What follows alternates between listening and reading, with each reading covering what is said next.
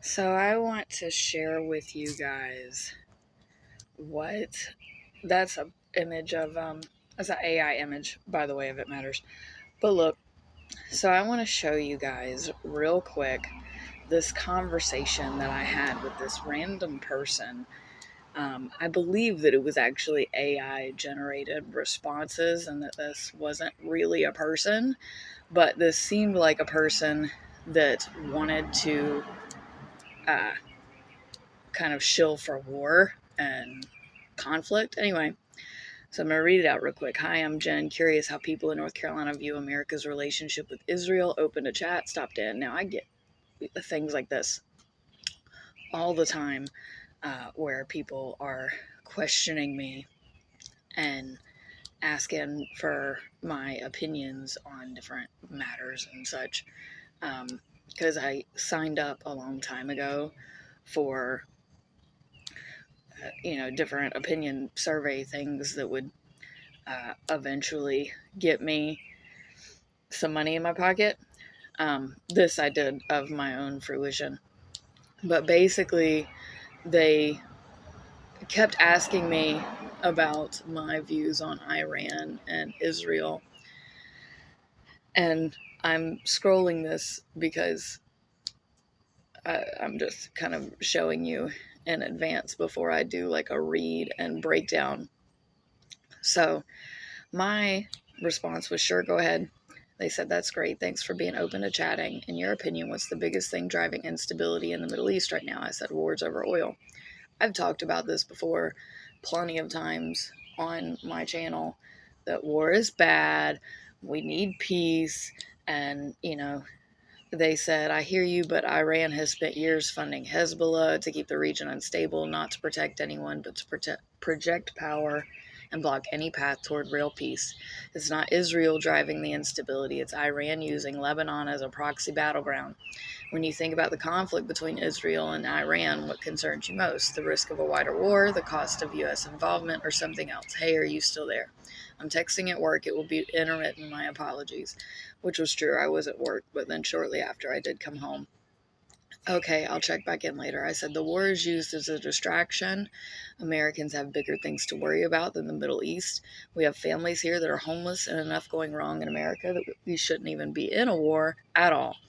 America First wasn't supposed to be go to war. It was supposed to be fixing our own country. Why are we even focused on another war? Money, distraction, oil, nonsense. The first step to peace is to declare it ourselves, but we made things worse by getting involved. It is not only not our business, but our businesses are dying because we can't get our own country on track. Yet we're involved in the Middle East. They said, I understand your frustration. Many Americans are concerned about domestic issues and feel the U.S. should focus on its own problems, but Israel is a key ally that share our values of democracy and freedom, and their strength helps keep America safer. What are your thoughts on the U.S. supporting Israel in the face of Iranian aggression?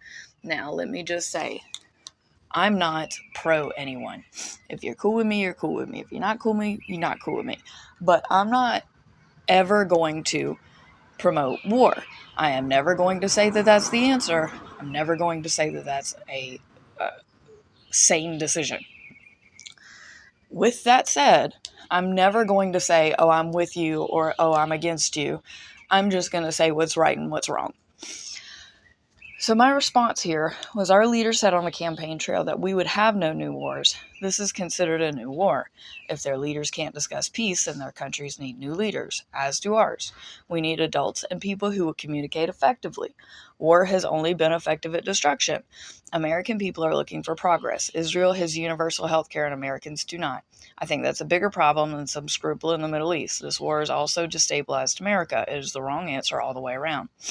They said, I hear you. It's frustrating when campaign promises aren't kept, but the situation with Iran is complex and Israel's security is closely tied to America's. Don't you think that a strong Israel helps prevent a wider war that could draw on the U.S.? Now, I want to stop here before I give you what I responded to this person and just say that I'm a Dr. Phil this real quick. Okay. Problems are complex, but solutions are fairly easy. I'm going to repeat myself. Problems can be and are often very complex, Solutions can be, and often are, very simple. So my response to this person was, a strong U.S. is what helps prevent a wider war. You have to take care of your own home, your own self, before you can help anyone else. Otherwise, you are useless. We have our own mess to clean up. We were told we would have our mess cleaned up with no new wars. I will never be an advocate for war. And to add to that, it is men who are doing all of this. Women-led countries are much better off. If you want to find citations of women leading countries and being better off, there are plenty of sources. Now, I get it. Some women are batshit. I understand that. It doesn't negate from the fact that men have been in power the most and have used violence more often than women. Look at jails and prisons. What are the population of men in there for?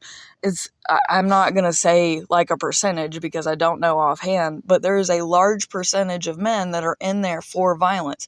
Now, if you look at women prisons and the population as a whole, who commits more violent crimes? Men. That's statistical. I'm not going to throw out statistics and numbers because people are going to be like, oh, you're giving whatever. Y'all can go look this up for yourself. You're smart enough adults. You can figure it out. You have Google. Okay. So this person responded, I understand your perspective, but sometimes standing with allies like Israel can actually help keep America safer in the long run. One thing to think about before Israel responded, Hezbollah had already placed weapons in Lebanese villages, putting civilians at risk.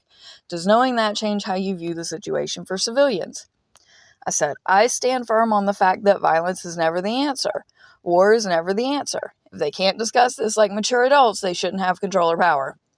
They said, I understand where you're coming from, but sometimes countries like Israel are forced to defend themselves against terrorist groups like Hamas. Don't you think that Israel has a right to protect its citizens?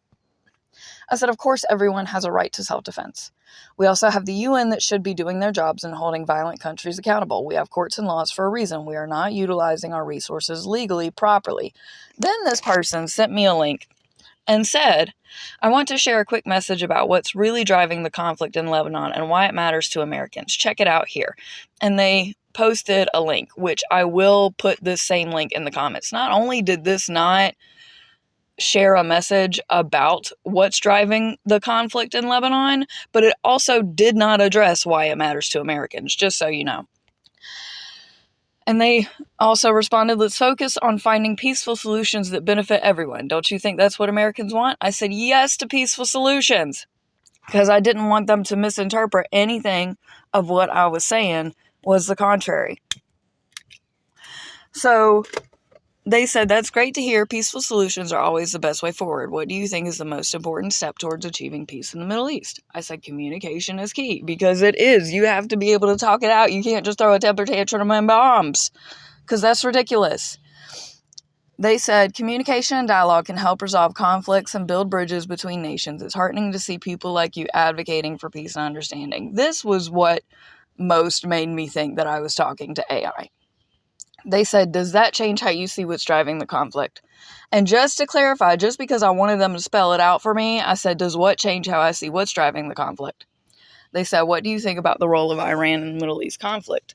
And then they asked me, would I be open to providing my email so they could send me personal updates or occasional updates? I said, anyone engaging in conflict and war on purpose needs to stop. Again, violence and war is the antithesis of solution. The only solution is peace, which is true. I'm spitting nothing but truth.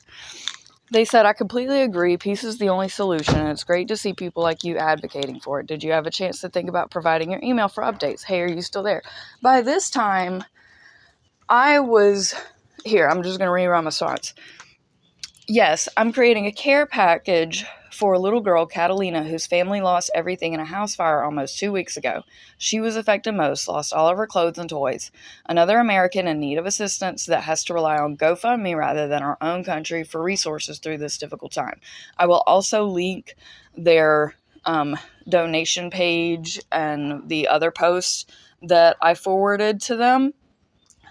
Because I do think it's important to help them out. They are a family struggling and in need. and hopefully she enjoys the care package I created for her. I tried to give her a couple of sets of outfits and some shoes and stuff like that.